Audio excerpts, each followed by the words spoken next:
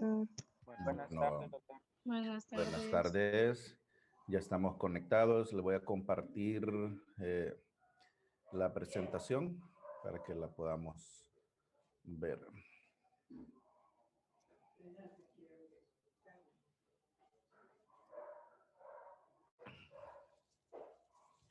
Bueno, como vimos el día de ayer, ¿verdad? Vimos la parte de patología colorectal 1, donde hablamos más que todo de patologías a nivel de lo que es el intestino grueso propiamente dicho.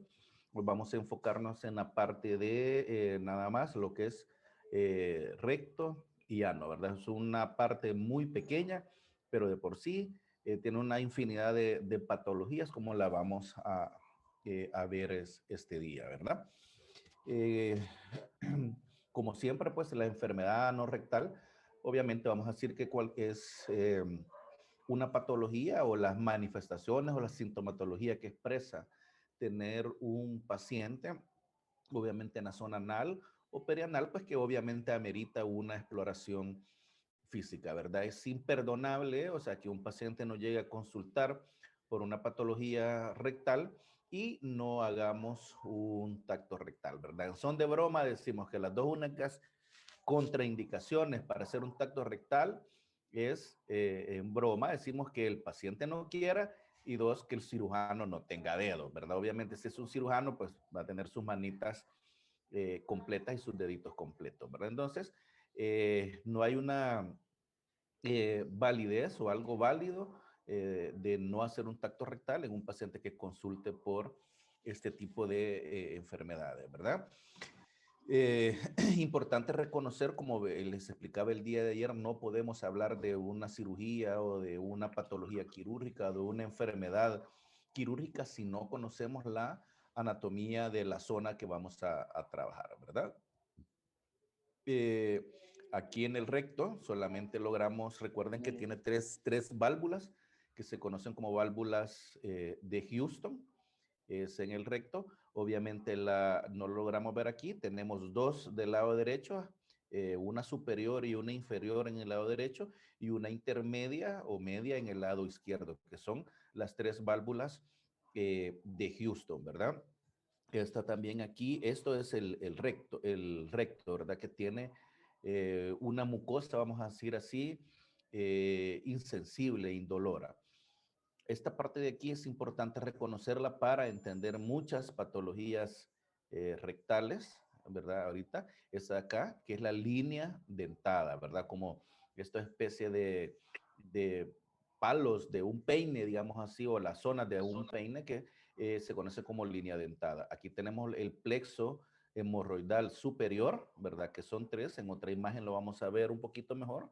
Son tres plexos. Este es un plexo hemorroidal que obviamente está formada por venas, ¿verdad? Aquí tenemos el plexo hemorroidal inferior en esta parte de aquí. Obviamente en el plexo hemorroidal interno o superior nos salen las hemorroides internas cuando estas venitas se dilatan. Y en la parte inferior tenemos el plexo hemorroidal externo, ¿verdad? Que es el que se dilata cuando dan las hemorroides internas. Esta parte de acá, vea que logran, ¿ven el puntero? ¿Sí? Sí, doctor. Sí, doctor. Perfecto. Entonces, esta parte de aquí es lo que se conoce como este canal, canal anal. Es esta zona de aquí que son alrededor de 4 a 6 centímetros de longitud más o menos, ¿verdad? Esta zona de acá, el canal anal. Y aquí pues está la línea mucocutánea, que es una línea que separa, es bien evidente, separa la mucosa del anito con la piel propiamente dicho, ¿verdad? Y esta parte de aquí sí es sensible, ¿verdad? Tenemos también importante también conocer esta parte de aquí. Ahorita se los enseño con el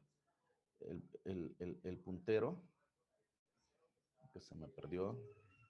Aquí, este es el esfínter, músculo del esfínter anal externo, que es el encargado, que es un músculo estriado. Si ustedes recuerdan, el músculo estriado es el que podemos manipular a voluntad, ¿verdad? Como el músculo que tenemos en las piernas, el músculo que tenemos en los brazos, el músculo estriado que lo podemos manejar a voluntad. Entonces, este músculo que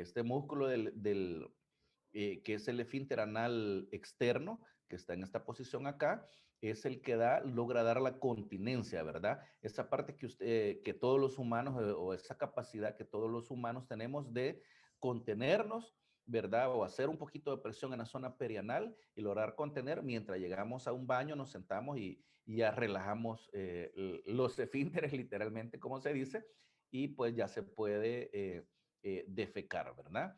Esta parte de acá es el músculo del esfínter anal interno. Ya ahorita se lo señalo aquí, acá. Este es el músculo del esfínter anal interno, que es un músculo involuntario, es músculo liso, ¿verdad? Que no lo podemos gobernar como cuando nosotros quisiéramos, ¿verdad? Lo mismo es el mismo músculo que está en el corazón. Ustedes no pueden decir corazón, deja de palpitar. No se puede, ¿verdad? El corazón tiene músculo liso, palpita a su propia voluntad. O el músculo que encontramos en el intestino grueso que mencionábamos ayer, que es el encargado de hacer el peristaltismo. Nosotros no podemos decir al peristaltismo, quédate quieto, como podemos hacer con los brazos, los dejamos en una posición a voluntad. Con el peristaltismo, no, ese es el músculo liso, el que nosotros no podemos mandar, sino que ya tiene los diferentes puntos anatómicos o fibras anatómicas que comandan el ritmo, la velocidad a la cual estos músculos se mueven, ¿verdad? Entonces, este es músculo liso, ¿verdad? Es un músculo involuntario.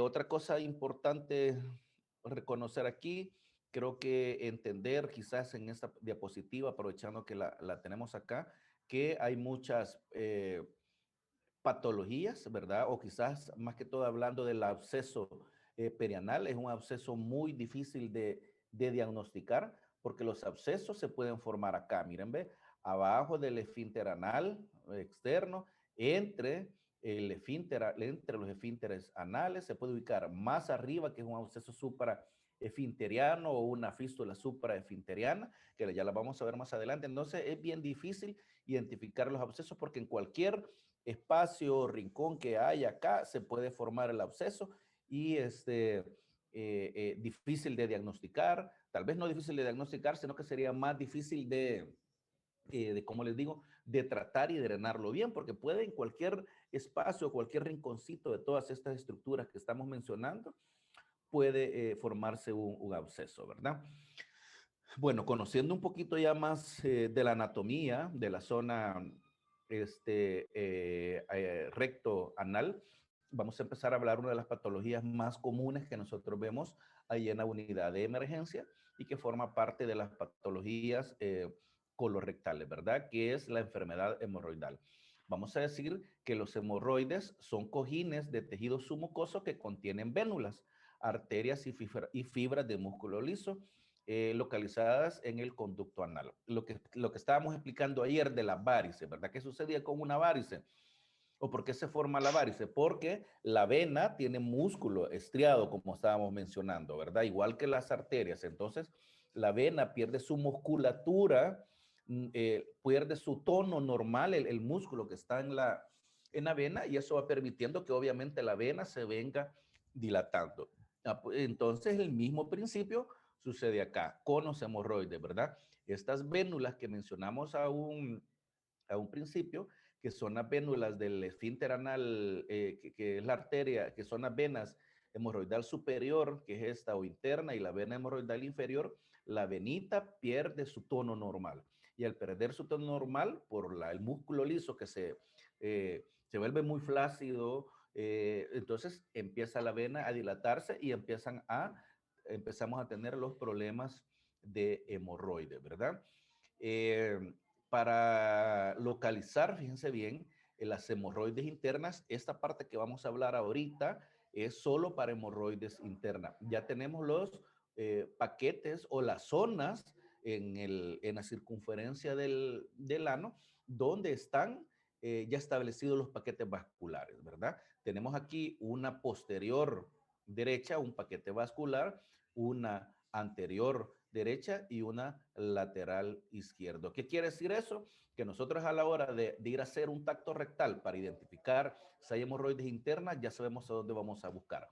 Anterior derecha, posterior derecha, lateral izquierdo, que ahí están exactamente los plexos, ¿verdad? Entonces, esto solo aplica para hemorroides interna, ¿verdad? Entonces, similar como vemos acá, lo más que vamos a ver en una hemorroides interna son 3 paquetes vasculares que están, como se ve acá en esta imagen, que están dilatados, ¿verdad? Aquí tenemos otros ejemplos, un paquete normal y 2 paquetes vasculares. Entonces ya tenemos las zonas claras, precisas y establecidas a donde vamos a ir a buscar los plexos hemorroidales cuando tengamos hemorroides interna, ¿verdad? ¿Qué es la causa de la enfermedad hemorroidal? El incremento en la ingurgitación venosa del plexo hemorroidal, ¿verdad?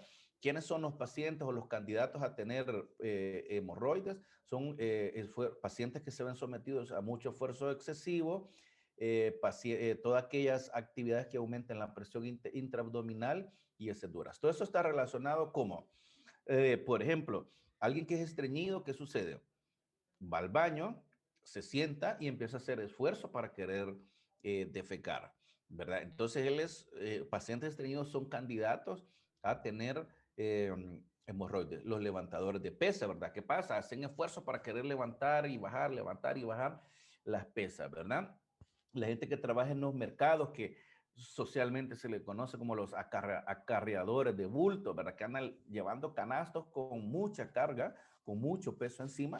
Entonces, estas son pacientes candidatos, ¿verdad? Entonces, toda aquella actividad que aumente la presión intraabdominal va a hacer que los pacientes sean candidatos a presentar hemorroides. Algo natural que aumenta la presión abdominal, el embarazo, ¿verdad? La aumenta por obviamente el útero grávido. Entonces las pacientes con embarazos son candidatas a 2 cosas. 1, a tener hemorroides y 2, a tener hernias umbilicales. Cuando ustedes pasen por ginecología, ellos se van a dar cuenta, van a ver muchas pacientes embarazadas con su hernia umbilical y hemorroides, ¿verdad? Entonces, toda aquella actividad, resumiendo, que aumente la presión dentro del abdomen, va a hacer que esta paciente sea candidato a presentar hemorroides, ¿verdad?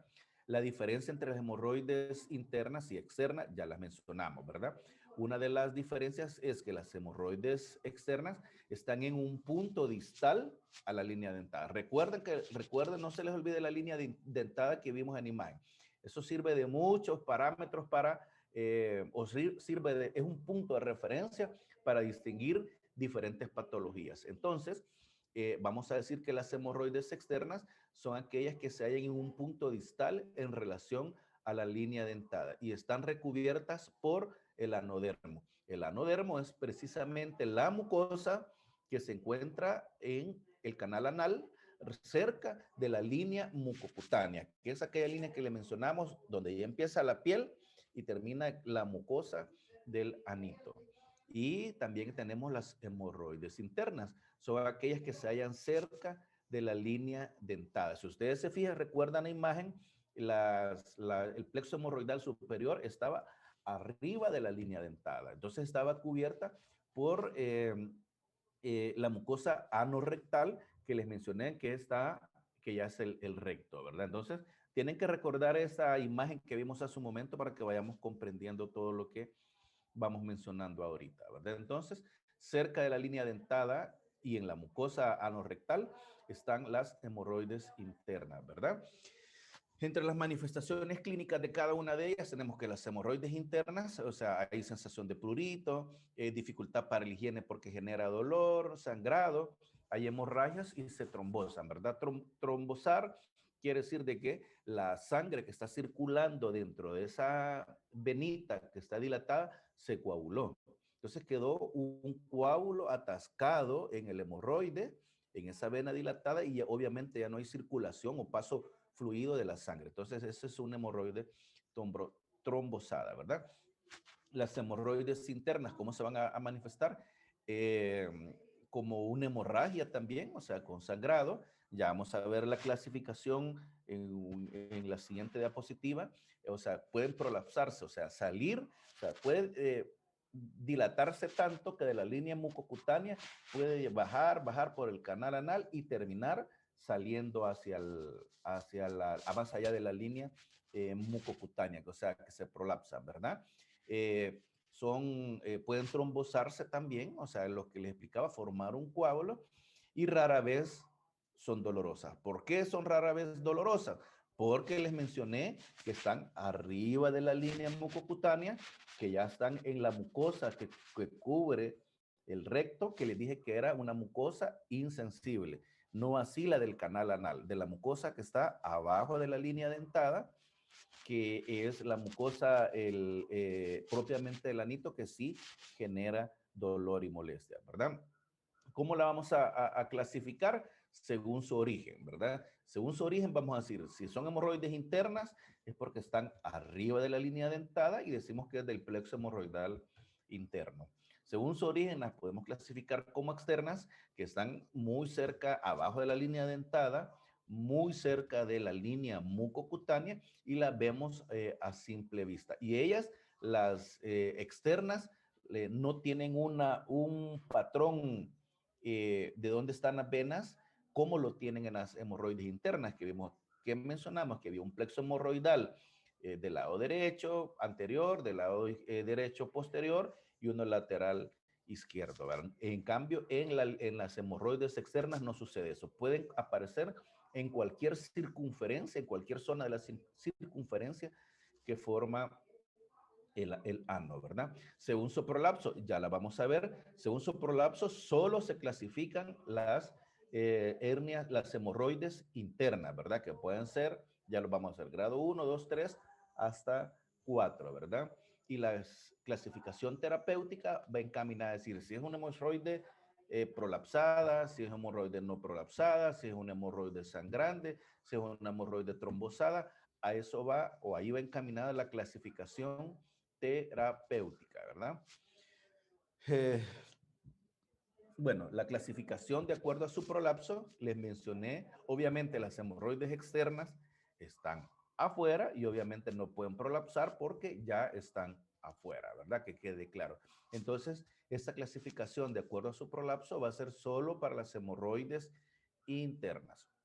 Entonces, las de primer grado son aquellas que el abultamiento, dice la literatura, o la vena que está dilatada, nada más se encuentra dentro del canal anal propiamente dicho. No prolapsa más allá de la línea o prolapsa más allá de la línea dentada, pero sin atravesar la línea mucocutánea, ¿verdad? O sea, queda en esos 4 o 6 centímetros del canal anal.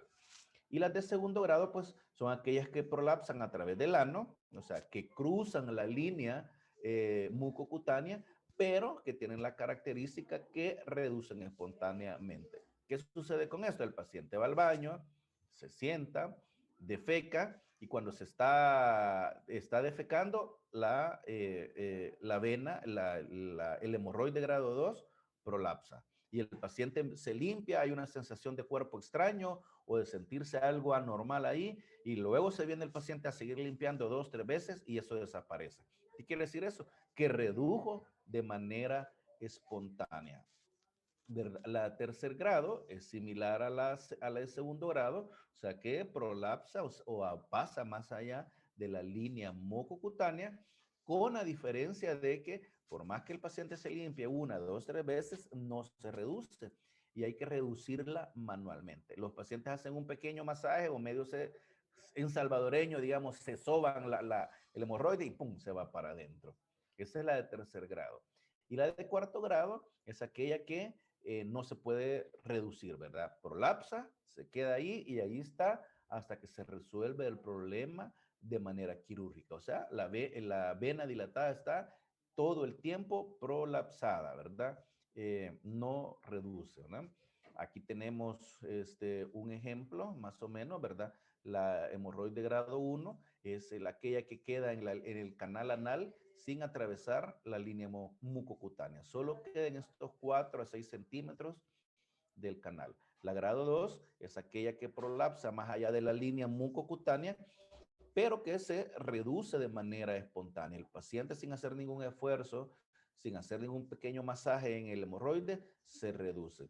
La grado 3 es aquella que prolapsa igual más allá de la línea mucocutánea, pero el paciente la reduce manualmente. Un pequeño masaje y se va para adentro.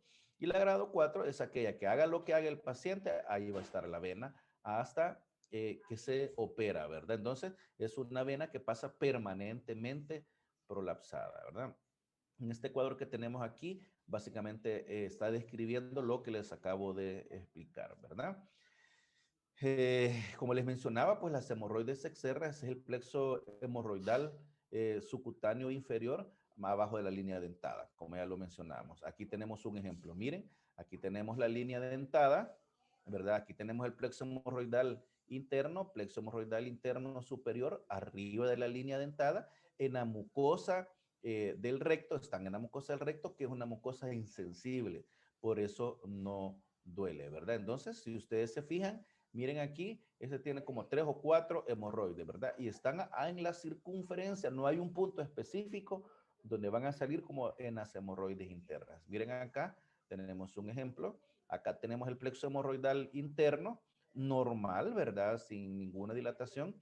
Y aquí ya tenemos el plexo hemorroidal externo dilatado, ¿verdad? O sea, es una hemorroide externa, ¿verdad?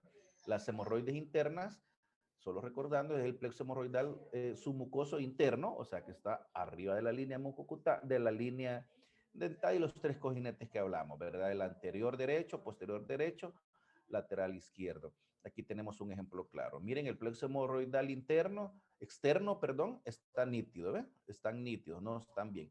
En cambio, el plexo hemorroidal interno acá ya están dilatados, ¿ves? Y se mira el hemorroide. Este hemorroide por la clasificación de su prolapso es grado 1, ¿verdad? Porque está en el canal anal y no está protuyendo más allá de la línea mucocutánea, ¿verdad? O sea, queda acá en esta zona, ¿verdad? Entonces, fácil de comprender, ¿verdad? Hemorroides mixtas, ¿verdad? Es aquella cuando los dos plexos, tanto el interno como el externo, están dilatados. Igual, lo mismo que mencionamos, el plexo inferior y superior a la línea dentada están comprometidos. Aquí hay un ejemplo claro. Tenemos un plexo hemorroidal externo dilatado, es una hemorroide externa, el interno superior, ¿verdad? Es del plexo hemorroidal interno dilatado, hemorroide interna grado 1, el plexo hemorroidal externo normal. Y las mixtas son aquellas en que tanto el plexo hemorroidal interno como el plexo hemorroidal externo están dilatadas, ¿verdad? Entonces son hemorroides mixtas, ¿verdad? Y la clasificación terapéutica que mencionamos hace un momento, que pueden ser por si están sangrando, por si están trombosadas, por si están prolapsadas y mixta, ¿verdad? Clasificación terapéutica. Las mixtas ya lo mencionamos, ¿verdad? Se encuentran ahorcajadas sobre la línea dentada, que es la que vimos allá al final, ¿verdad? Antes se creía, para resumir esta diapositiva, que todos aquellos pacientes que padecían hipertensión portal, ¿verdad? Que por problemas hepáticos de hipertensión portal tenían 2 características importantes a considerar por el caso de sangrado. 1, que podían tener varices esofágicas y 2, que tenían hemorroides. Pero entonces, por muchos años se manejó esa hipótesis que la hipertensión portal traía como consecuencia varices esofágicas y hemorroides. Entonces, de esto, el problemático era la varices esofágica, porque fácil el paciente podía sangrar y fallecer por la posición que era en el esófago, ¿verdad? De difícil diagnóstico. El tratamiento a un principio de las varices de los hemorroides es un tratamiento médico, ¿verdad? Un principio lo que hacemos es darle al paciente fibras en la dieta, ablandadores de las heces, ¿verdad? Que el paciente vaya, se siente y defeque sin hacer mayor esfuerzo, ¿verdad? Aumento del consumo de líquidos, suspender toda aquella actividad que nos lleve a hacer esfuerzos, como lo que les mencionaba, levantadores de pesas, o hay gente que anda en los trailers cargando cemento, ¿verdad? Pues yo me he fijado, yo vivo allá en Sonsonate, en Salco, es un pueblito donde tienen, en cada esquina hay una ferretería, y me acuerdo que de niño iban pero furgones a las ferreterías, y miren, las personas estos que andaban ahí se ponían 3, 4 bolsas de cemento encima y para abajo, ¿verdad? Y otras 3, 4 y para abajo, ¿verdad? Yo le digo, en lo personal he tratado de levantar una bolsa de cemento y les digo que pesa un montón, ¿verdad? Que a duras penas la logra levantar y mover uno y no digamos venir con 3 o 4 bolsas de cemento encima, ¿verdad? Entonces, parte del manejo de los pacientes que tienen hemorroides, ¿verdad? Es suspender todas aquellas actividades que nos llevan a realizar esfuerzo, ¿verdad? Mejorar la higiene en la zona, ¿verdad? Ahora, hay diferentes formas o mecanismos de cómo abordar las hemorroides, de cómo tratarlas, de cómo este, eh, tratarlas, y parte de esas son estas. Nos vamos a ir de un solo a la imagen. Hay una banda de caucho, ¿verdad? Que literalmente está hecha de caucho, es elástica, entonces tiene un dispositivo, ¿verdad? Con el dispositivo, nosotros con la pinza trae, el dispositivo trae una pinza, con la pinza agarramos la base del hemorroide, introducimos el dispositivo con las bandas y lo aplicamos y al final nos queda esta parte de acá. La banda lo que está haciendo, estas bandas elásticas lo que están haciendo es eh, obstruyendo, ¿verdad? El flujo sanguíneo dentro del hemorroide. O sea, están literalmente en la base. Un par de días después, como ya se colapsó el hemorroide porque ya no le está circulando sangre, entonces literalmente el solito se cae y se cae y muchas veces ni cuenta nos damos porque se va en los momentos que defecamos, ¿verdad? Otro de los mecanismos para tratar las hemorroides es fotocoagulación infrarroja, ¿verdad? ¿Qué quiere decir esto? Nosotros tenemos un aplicador como que fuera un lápiz. Vengo yo, pongo el aplicador en la punta del hemorroide y lo voy activando. Vean como haciendo como disparos de láser. Entonces yo voy aplicando el rayo infrarrojo a lo largo de todo el hemorroide. Me vengo, a modo de que el rayo infrarrojo logre cubrir todo el hemorroide hasta llegar a su base, tanto anterior como posterior, como ambos lados. O sea, todo el hemorroide es como que estuviéramos cauterizando, digamos así, ¿verdad? Ya se van a dar cuenta ustedes cuando empiecen su vida o cuando empiecen a llegar al hospital, que ya con una vida más formal de externo, ¿verdad? Cómo trabaja el electrocauterio. Entonces yo voy con el rayo infrarrojo como cauterizando, digamos así, todo el hemorroide hasta pues poderlo cauterizar y igual el solito se cae, ¿verdad? Otra de los procedimientos es la escleroterapia, el mismo medicamento que utilizamos para hacer esclerosis en las venas, es un medicamento que se llama polidocanol, ¿verdad? Literalmente lo que hacemos en este caso es meter un espéculo anal, ¿verdad? Dentro del canal anal, obviamente, valga la redundancia, identificamos dónde está el hemorroide, yo introduzco mi aguja y aplico el medicamento dentro del hemorroide, ¿verdad? Este medicamento se llama polidocanol y lo que hace este medicamento es que las paredes del hemorroide, estas dos paredes, se adosen, queden bien pegaditas la una con la otra, digamos, y obviamente al estar las paredes del hemorroide adosada, no va a circular sangre por el hemorroide, pues, el hemorroide va a desaparecer, ¿verdad? Eh, eh, Estas técnicas que hemos visto son las últimas que se han venido diseñando. Ya les voy a explicar la última o la más moderna que existe, pero antiguamente se hacía de esta forma, ¿verdad? Se hacía de manera quirúrgica. Una es hacer una hemorroidectomía, su mucosa cerrada, y otra es abierta, que eran las dos técnicas que utilizábamos antes, ya se las voy a explicar rapidito. Y la última de tecnología de punta es la hemorroidectomía con grapas, ¿verdad? Eh, Les voy a ir de un solo acá, ¿verdad? En la hemorroidectomía abierta, que es esta la que estamos viendo aquí, simplemente lo que se hace es identificar la punta del hemorroide. Yo lo tomo, obviamente este paciente está en un quirófano con anestesia raquidia, que no va a sentir nada, ¿verdad? Entonces ya se introdujo aquí un espéculo y logro identificar la punta del hemorroide. Vengo yo, tomo la punta del hemorroide con una pinza Murphy recta o una pinza Alice, tomo yo aquí la punta y la tracciono, ¿verdad? Luego con un bisturí hago una incisión en uso, que es una incisión más o menos de esta forma. O sea, en uso llamamos. Entonces hago la incisión en uso alrededor de del hemorroide, y una vez hago la incisión lo empiezo a disecar con una tijera. Lo voy liberando, liberando, hasta llegar a la base del hemorroide. Una vez yo llego a la base, la ligo y dejo la mucosa que abrí con el bisturí, que esta mucosa de la incisión en uso que abrí, queda abierta. Y esa es la hemorroidectomía abierta. Y la hemorroidectomía cerrada, simplemente la diferencia es que esta parte de aquí, lo que yo hago es suturarla con crómico, que es una sutura absorbible, y solo me queda la línea de sutura, ¿verdad? Entonces, literalmente esa era la forma de cómo se corregía hasta hace unos 8 o 10 años, digamos así, y con todo esto nuevo que ha venido surgiendo, ¿verdad? La hemorrectomía abierta se llama Milligan y Morgan, y la cerrada es Park y Ferguson, o Ferguson y Park. Vea, pero eso igual no viene ahí en el examen, ¿verdad? Ahora, la hemorroidectomía con grapas, quizás es el procedimiento más reciente que que se tiene ahorita, y simplemente es un procedimiento para prolapso y hemorroides, ¿verdad? Vamos a ir a la imagen de un solo para que la entendamos. Aquí lo que hacemos es simplemente identificar los plexos hemorroidales. Ojo, es para hemorroides internas. Identificamos los plexos hemorroidales.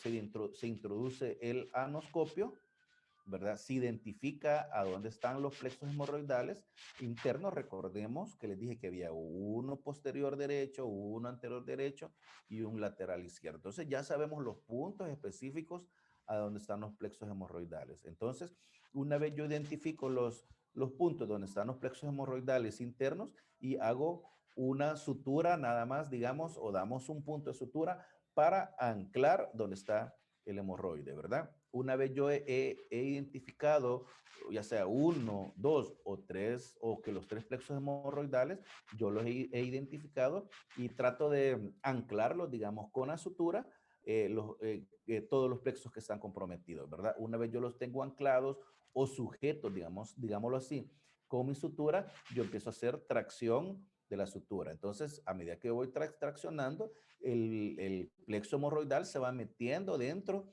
del el aplicador de grapa, ¿verdad? Y aquí se va introduciendo, va hacia adentro del aplicador de grapas. Una vez yo tengo todo el plexo hemorroidal que se introdujo dentro del aplicador de grapas, yo aplico el dispositivo, y al final me queda una sutura con grapas circular, ¿verdad? A lo largo, o sea, de la circunferencia del de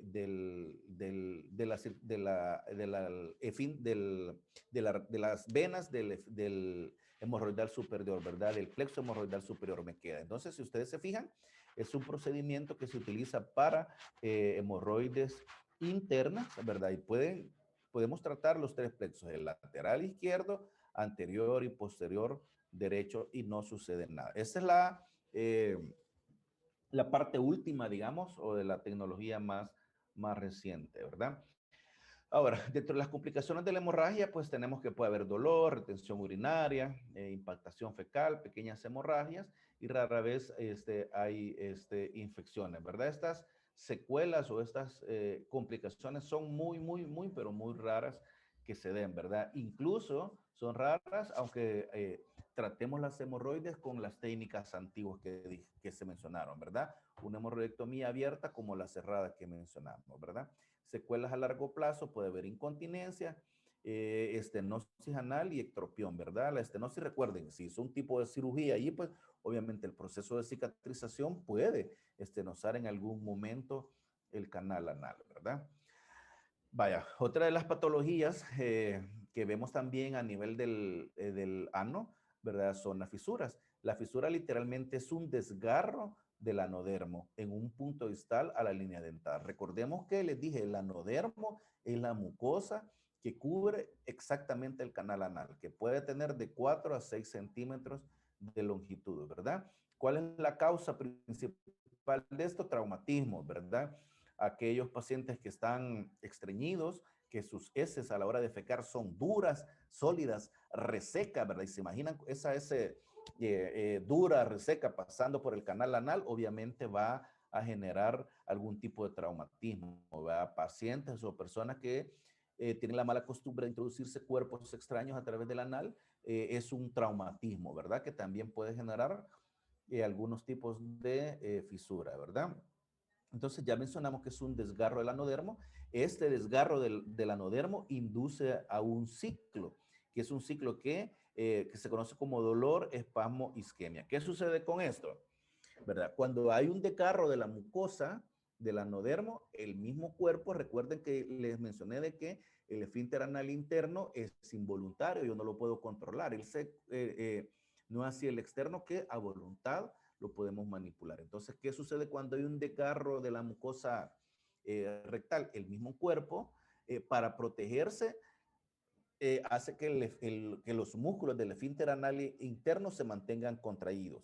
Esa contracción genera un espasmo tónico permanente en la musculatura. Y al tener un espasmo tónico permanente en la musculatura, obviamente no va a permitir que haya una adecuada irrigación y nos va a generar isquemia. Y si tenemos isquemia, si tenemos falta de irrigación, obviamente va a haber dolor. Entonces, se dice que hay un ciclo ahí de dolor, espasmo, isquemia, dolor, espasmo, isquemia, el cual nosotros como cirujanos tenemos que cortar con ese ciclo para lograr controlar una fístula, ¿verdad? Otra cosa también importante, aparte del dolor que genera la isquemia, el proceso de cicatrización para que se dé de manera espontánea, de manera normal y todo, obviamente necesita una adecuada irrigación sanguínea.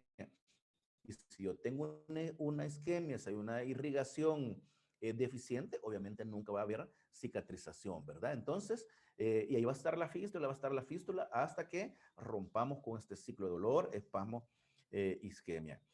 Aquí está un ejemplo nada más, ¿verdad? En la mucosa del anodermo, que es esta parte de aquí, que les mencioné que el canal anal, desde la línea mucocutánea, desde la línea mucocutánea acá, hasta la línea pectínea, ¿verdad? Entonces, esta es la mucosa del anodermo y aquí tenemos una fístula. Se usa un desgarro literalmente de la mucosa, ¿verdad? Entonces, aquí les mencionaba lo del ciclo de dolor, espasmo, isquemia, y el objetivo es romper con ese ciclo, ¿verdad? ¿Cuáles son los síntomas?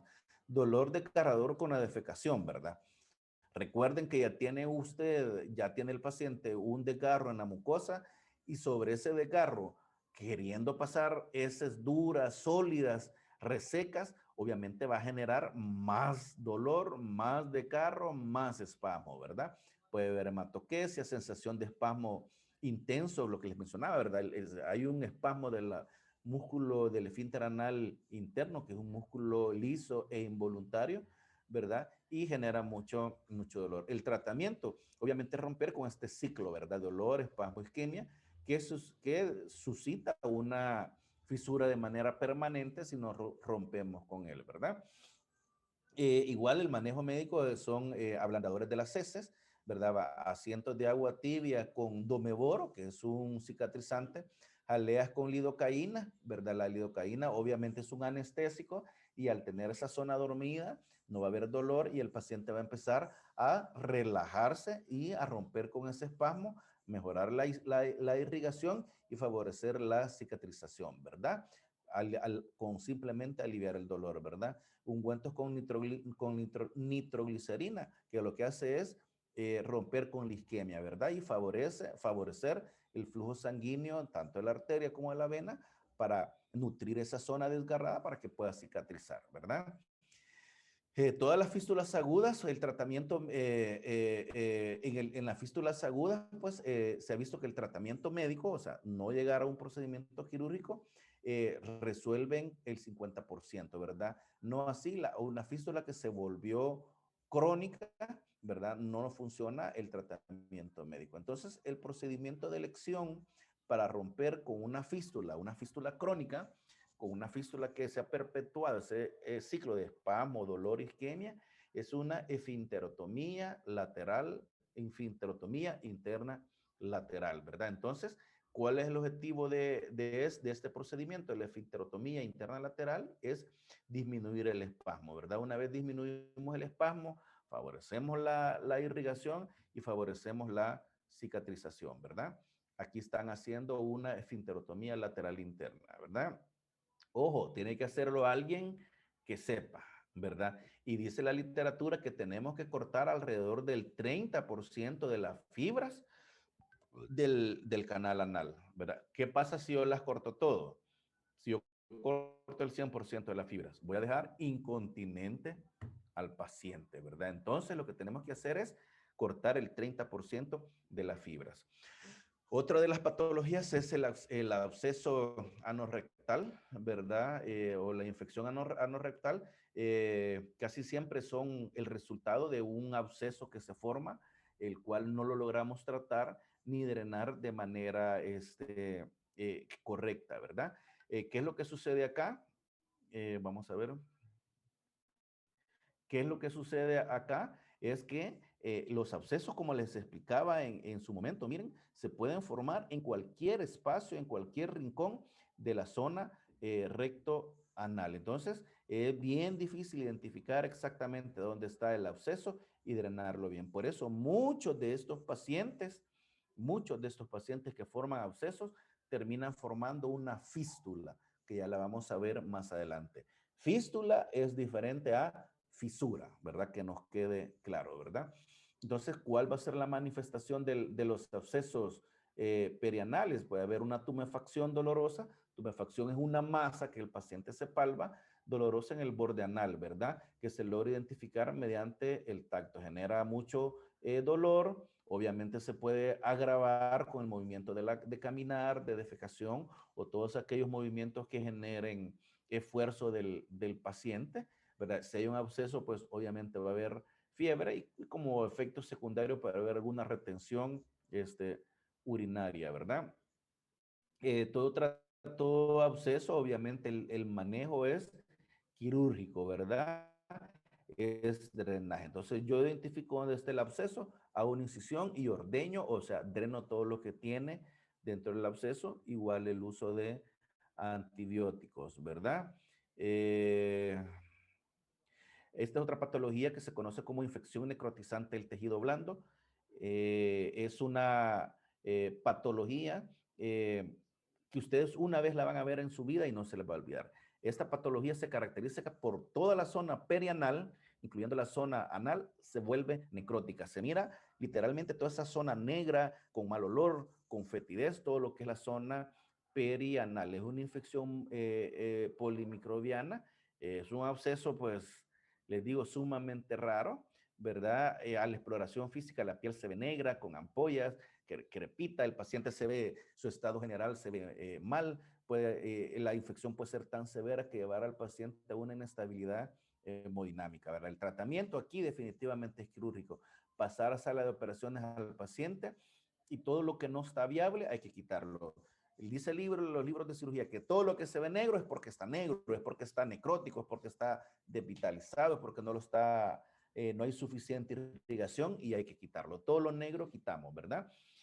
A estos pacientes en su mayoría le hacemos colostomía. Creo que a todos lo saben que la colostomía es abocar el sigmoides, en este caso, hacia la pared del abdomen y el paciente, a través de ese orificio artificial que se hizo hacia la pared del abdomen, a través de ahí está defecando. ¿Para qué hacemos eso? Para evitar que las heces estén llegando a esa zona que de por sí ya está, les digo, si el paciente queda literalmente destazado cuando hacemos este tipo de procedimiento. Entonces se imagina las heces llegando a esa zona, van a generar un ciclo de infección, ¿verdad? Y usamos un antibiótico definitivamente. Tanto así ha llegado que me acuerdo del más complicado de paciente que yo vi, que todo lo que era la bolsa escrotal, toda la zona perianal, se la habían, pero es que debridado, tanto así que los testículos tuvieron que agarrarlos, separarlos y meterlos debajo del tejido celular subcutáneo en las piernas para poderlos conservar y más adelante pues dejarlos en su posición normal, ¿verdad? Es una cosa catastrófica cuando se ven, ¿verdad?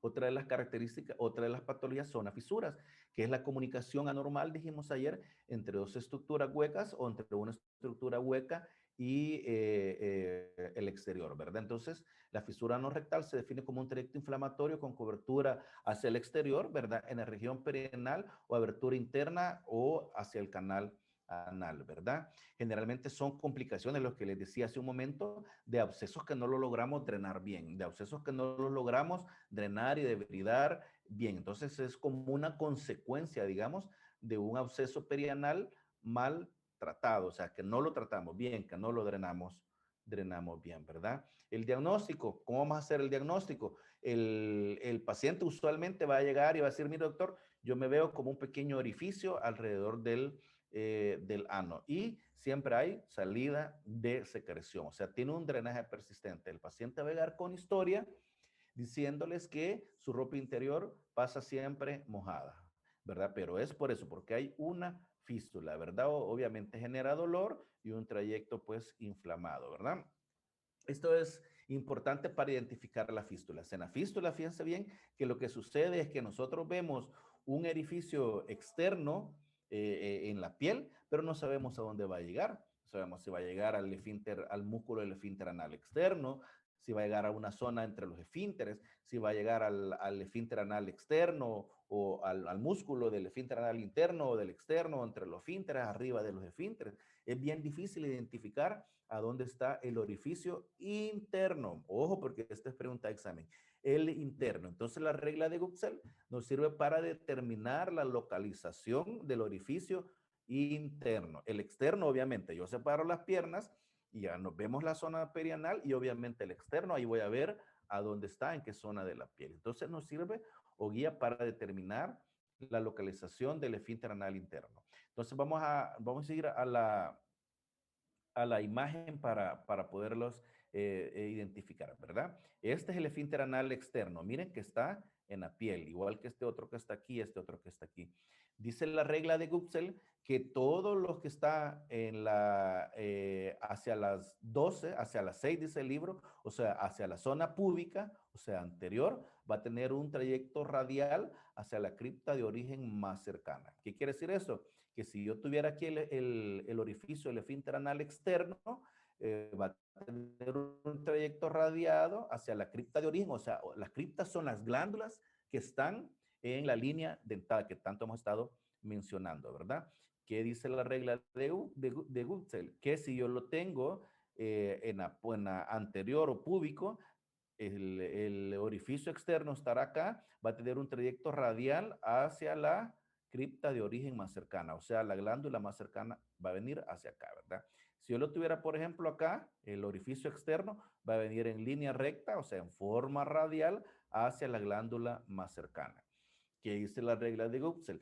Que los coxígeos o posteriores tienen un trayecto curvo hacia las 12, dice el libro, ¿verdad? Entonces, ¿qué quiere decir esto? Que si yo tuviera el orificio, el esfínter anal externo acá, va a venir dirigiéndose, ¿sí? En forma radial hacia las 12, ¿verdad? Yo lo tuviera acá, va a venir en forma radial o en forma curva, ¿verdad? Hacia las 12. Radiales los anteriores, los posteriores son curvos. Si yo lo tuviera acá, ¿va? El orificio externo vendría en forma curva hacia las 12. O sea, ¿qué quiere decir eso? Que todos los abscesos, las fístulas posteriores van a venir a terminar a este punto el orificio interno, ¿verdad? Recordemos que el externo lo vemos fácil en la piel. Entonces, fácil, ¿verdad? Clasificación de Parks de las fístulas interfinterianas, creo que aquí hay una imagen para que se ven más claras. Es una fístula interfinteriana, o sea, que pasa entre los esfínteres. Se me movió. Pasa entre los esfínteres a terminar, miren, a la línea dentada, ¿verdad? Tenemos la fístula transesfinteriana, que miren, atraviesa todos los músculos del esfínter anal externo, ¿verdad? Tenemos la supraesfinteriana, miren, esta viene, sube, sube, sube, y luego baja entre los esfínteres, ¿verdad? La supraesfinteriana. Y tenemos la extraesfinteriana, ¿verdad? Que miren, aquí está el orificio en la piel, ¿verdad? El que nosotros vemos externamente, y el orificio interno viene a terminar sobre los músculos del esfínter anal, ¿verdad? Tanto interno como externo, ¿verdad? ¿Cómo la vamos a tratar? El objetivo es erradicar la infección sin sacrificar la continencia, ¿verdad? Recordemos que les mencionaba hace un momento que si yo corto todos los músculos del esfínter anal interno como el externo, voy a dejar al paciente, vamos a dejar al paciente incontinente, ¿verdad? Lo que hacemos literalmente en esta patología, vamos a decir lo que es una patología quirúrgica. Entonces, lo que nosotros hacemos usualmente es inyectamos azul de metileno en el orificio anal interno, en el externo, perdón, en el que yo veo. Le inyecto el azul de metileno y luego empiezo a hacer una incisión en uso y empiezo a disecar, a disecar, a disecar, a modo de llegar hasta donde termina el orificio interno, ¿verdad? ¿Para qué me sirve el azul? Si yo veo el azul de metileno a medida que yo voy disecando, ¿qué quiere decir eso? Que obviamente abrí el trayecto de la fístula. Entonces tengo que redireccionarme y orientarme hacia donde va el trayecto para poder sacar toda la fistulita, ¿verdad? Hay otro procedimiento que es un sedal. Literalmente lo que nosotros hacemos es, ¿verdad? Este es para la supraesfinteriana, ¿verdad? Recordemos que la transesfinteriana, si yo corto el músculo, voy a dejar incontinente al paciente. Entonces, acá lo que hacemos es, yo identifico o se identifica el orificio el orificio anal externo, ¿verdad? Y yo sé que es una fístula supraesfinteriana, meto un sedal, o sea, un hule, literalmente, y lo saco por el canal anal. Entonces yo a medida vengo haciendo, anudando, después cuando se afloja lo anudo más cerca de la piel, se vuelve a aflojar, lo vuelvo a anudar más cerca de la piel, a modo que de repente el sedal ya está a punto de salir o el solito se cae. Y eso es que de manera secundaria, un cierre secundario de las heridas, que creo que en otro tiempo se va a ver, que las heridas pueden cerrarse de primera intención, segunda intención, de primera intención, segunda intención y una primera intención diferida, ¿verdad? Pero esa es otra clase, ¿verdad? También tenemos las fístulas rectovaginales, ¿verdad? O sea, lo que hablamos ayer, que del recto, ¿verdad? Del recto, miren aquí, cómo comunica el recto con la vagina, ¿verdad? Entonces, una recto vaginal, ¿verdad? Las pacientes van a dar la historia que a través de la vagina sale un flujo cafezoso, mal olor, con olor fétido, ¿verdad? Las causas, pues tenemos que pacientes que han sido sometidas a radiación o traumatismos o abscesos mal drenados, como los mencionamos hace del día a día, ¿verdad? Diagnóstico, hay flatos y expulsión de heces por la vagina, lo que yo les explicaba, ¿verdad? O pacientes que tienen vulvovaginitis a repetición, habría que pensar si no hay una fístula, ¿verdad? Vamos a avanzar porque son varias causas, ¿verdad? Varias patologías. Otra es la fístula recto vesical, ¿verdad? Miren, de la vejiga hacia el recto, ¿verdad? Aquí la historia va a ser el paciente que expulsa igual flatos o heces cuando orina o expulsa pipí a la hora de defecar, ¿verdad? Cualquiera de las dos historias, ¿verdad? Otra de las patologías colorectales es la enfermedad pilonidal. A veces los pacientes, este es el área interglútea, fíjense, en el área interglútea los pacientes ven pequeños orificios o pequeños hoyitos, digámoslo así, en el área interglútea. Ese es un seno pilonidal. O sea, ese orificio que ustedes ven ahí, al final del orificio hay una glándula, ¿sí? Glándula en la parte distal, ¿verdad? Esto rapidito, el 0.75 de cada 1000 individuos lo parecen, usualmente son pacientes jóvenes, entre 40 y hombres entre 15 y 45, aquellos que tienen un pelo grueso, ¿verdad? Y áspero, ¿verdad? Pequeños de estatura, hábitos pícnicos, hirsutos, ¿verdad? La etiología puede ser congénita y adquirida. Ya quiero llegar aquí a esa, ¿verdad? Bueno, aquí vamos a seguir quizás. Hay dos tipos de manifestación, cómo se va a manifestar esta enfermedad.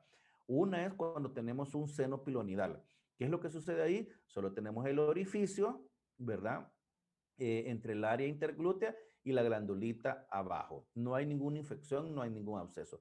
Y está también el seno pilonidal infectado. ¿Qué quiere decir eso? Que ese pequeño orificio se obstruyó, ya sea por grasita o por crema que se pueden aplicar las mujeres, qué sé yo, pero se obstruyó la salida de la glandulita y empieza la glándula sus secreciones empiezan a aumentar y estar, como su salida está obstruida, empiezan a aumentar y estar contenidas, digamos, en la glándula. De repente, todas esas secreciones de la glándula se convierten en pus, ¿verdad? Para tratarlo, les voy a explicar dos cosas. Aquí tenemos un ejemplo, mírenme, este es un seno pilonidal, ¿verdad? Que muchos de ellos del área interglútea, hasta la cara posterior del hueso del sacro, ¿verdad? Acá hay dos formas de cómo manejarlo. Una de ellas es cuando es un seno pilonidal normal, fíjense bien, que está el orificio y está la glándula abajo, que no hay ninguna infección, yo hago literalmente una incisión en uso, ¿verdad? Y voy disecando toda la piel junto con la grasa, hasta llegar, fíjense bien, de la piel y ver la cara posterior del sacro. Yo literalmente toco el hueso sacro en su cara posterior. Una vez llego ahí con el electrocauterio, yo hago como un barrido de toda la cara posterior del sacro, y si no está infectada, si solo es un seno pilonidal normal, yo me puedo dar el lujo y cerrarlo, ¿verdad? Suturarlo. Pero ¿qué pasa cuando hay un seno pilonidal infectado o abscedado? Obviamente hay pus. En la pus, la mayor cantidad de bacterias que hay son bacterias anaerobias, que el oxígeno de por sí es tóxico para ellas, ¿verdad? Muchas de los abscesos, fíjense bien, con solo abrirlos y drenarlos y permitir que el aire circule dentro del absceso, las bacterias se mueren y desaparece el problema. Entonces, ¿qué pasa cuando tengo un seno pilonidal infectado? O sea, que está lleno de pus. Es el mismo principio. Hago una incisión en uso y voy disecando desde la piel, toda la grasa, casi así sacar el cono, digamos así, ¿verdad? Hasta llegar a la piel y paso por la piel, la grasa, hasta llegar a la cara posterior del sacro, con la diferencia que si está infectado, que si hay pus, yo dejo la piel abierta, literalmente. Dejo el orificio abierto, literalmente, y se deja cerrar por segunda intención, ¿verdad? Que ahí el paciente se tarda sus 2 meses, 2 meses y medio, 3, para cerrar, pero ni modo, ese es el manejo cuando están infectados, cuando están llenos de pus. Por eso lo ideal es agarrarlos o tomarlos en cuenta cuando no hay un proceso infeccioso, ¿verdad? Porque solo está el seno pilonidal y la glándula sin pus. Yo hago la incisión, lo quito y luego la suturo. Si está infectado, pues ni modo, me toca dejar abierta, ¿verdad? Y la última patología que vamos a ver es el prolapso rectal, ¿verdad? Ahí se van a dar cuenta que literalmente lo que sale por un prolapso rectal es el colon sigmoide, ¿verdad? Ayer mencionamos que las partes móviles, ¿verdad? Del colon eran el sigmoide, el transverso y en menor medida el ciego, ¿verdad? Entonces, literalmente lo que va haciendo el sigmoide es metiéndose dentro del recto, del canal anal, y ahí de repente sale allá por el ano. Entonces, literalmente se ve ahí los factores de riesgo en los extremos de la vida, ¿va? Principalmente ancianos, ¿verdad? Incrementa al antecedente de prolapso rectal en la familia, cuando han tenido cirugías pélvicas, ¿verdad? Por ejemplo, hay pacientes que tienen un CA de útero y le hacen un vaciamiento pélvico. Cuando hacen un vaciamiento pélvico se llevan absolutamente todo, ¿verdad? Músculos, se llevan los ovarios, el útero, la musculatura del piso pélvico, se llevan literalmente todo. Entonces tienen tendencia a formar prolapso, ¿verdad? Factores de riesgo, la demencia senil, espina bífida, estreñimiento crónico, va a tanto hacer esfuerzo y esfuerzo para defecar, en algún momento puede haber un prolapso, ¿verdad? Defectos del piso pélvico, como les mencionaba hace un rato, ¿verdad? Y hay llanos que por sí ya son bien dilatados, que obviamente es más fácil que por ahí pueda prolapsar, ¿verdad? Entonces el objetivo del tratamiento, obviamente, ¿por qué va a salir el sigmoides? Porque es un sigmoide demasiado móvil y demasiado largo, ¿verdad? Si fuera un sigmoides corto o poco móvil, obviamente no va a tener esa capacidad de prolapsar. Entonces, si las dos causas es un sigmoide largo y móvil, ese es el objetivo, ¿verdad? Luchar contra esa inmovilidad o con lo largo del sigmoide, ¿verdad? Con lo largo del sigmoide. Las dos formas de tratar el prolapso hemorroidal son estas. Uno, si el sigmoide es muy largo, fíjense bien, Lo tenemos. Eso es en pacientes que repite varias veces los problemas de prolapso, ¿verdad? Entonces, ¿qué me toca hacer? Identificar el sigmoides, cortar un segmento y anastomosarlo, ¿verdad? Para dejar un sigmoides corto que no tenga la capacidad de prolapsar o de salir hasta allá, ¿verdad? O la segunda manejo es que cuando es un sigmoides que no es muy largo, pero sí muy móvil, yo lo puedo dejar pepsiado a la pared, como mencionamos ayer, ¿verdad?